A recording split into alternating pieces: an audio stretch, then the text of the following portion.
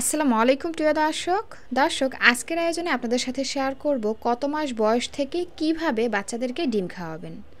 দর্শক, বাড়ন্ত বয়সী বাচ্চাদের শারীরিক ও মানসিক দুই ধরনের বিকাশ বৃদ্ধির জন্য ডিম খুবই গুরুত্বপূর্ণ ভূমিকা পালন করে। একটি শিশুর সঠিকভাবে বেড়ে ওঠার সাথে সাথে অনেক খাবার জড়িত, তার মধ্যে অন্যতম হচ্ছে ডিম। তাই পুষ্টিবিদরা 6 মাস হলেই বাচ্চাদেরকে ডিম খাওয়াতে বলেন।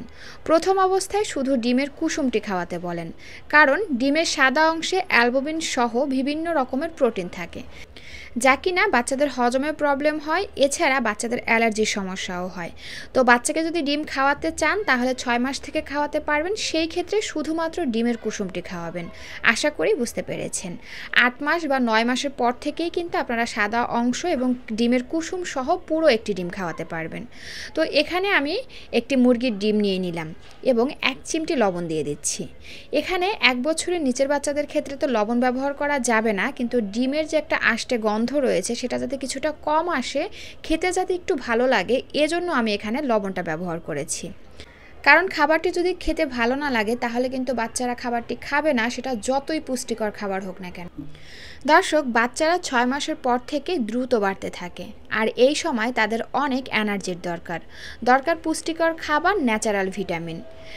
এই জন্য বাচ্চাদের এই টাইমটাতে পুষ্টিকর ও সঠিক খাবার পাচ্ছে কিনা সেদিকটা কিন্তু বিশেষ নজর দিতে হবে। সেই ক্ষেত্রে ডিম কিন্তু গুরুত্বপূর্ণ ভূমিকা পালন করে। মাছ মাংসর সাথে ডিমটাও খুবই গুরুত্বপূর্ণ বাচ্চাদের জন্য। তো যাই হোক, প্রথমে হচ্ছে ডিমটাকে কাঁটা চামচের সাহায্যে খুব ভালো করে ফেটিয়ে নিয়েছি। তারপর এর মধ্যে কিছুটা পরিমাণে নর্মাল বিশুদ্ধ খাবার পানি দিয়ে ভালো করে মিশিয়ে নিয়েছি। তো এতক্ষণ কিন্তু চুলাটা অফ ছিল। এখন আমি চুলাটা অন করে দিব। একদম লো আঁচে দিয়ে অনবরত নেড়ে চেড়ে আমি এটাকে রান্না করে নিব। অবশ্যই খেয়াল করবেন যেন ডিমটা কাঁচা থেকে না যায়, কারণ ডিমটা যদি কাঁচা অবস্থায় আপনার বাচ্চার পেটে যায় তাহলে কিন্তু ডিমের যে ব্যাকটেরিয়া রয়েছে সেটা কিন্তু আপনার বাচ্চার জন্য মারাত্মক ক্ষতি করতে পারে। তো এজন্য অবশ্যই ডিমটা খুব ভালো করে সিদ্ধ হয়েছে কিনা সেদিকটা লক্ষ্য রাখবেন এবং ভালো করে সিদ্ধ করে তারপরে রান্না করবেন।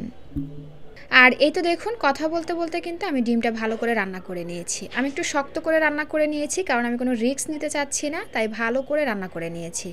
আপনাদের কাছে যদি মনে হয় যে বেশি শক্ত হয়েছে তাহলে কিন্তু এখানে একটু পানি ব্যবহার করতে পারেন, অথবা বাচ্চা যদি ফর্মুলা দুধ খায় তাহলে কিছুটা পরিমাণে ফর্মুলা দুধ এর সঙ্গে মিশিয়ে তারপর একটু লিকুইড করে বাচ্চাকে খাওয়াতে পারেন।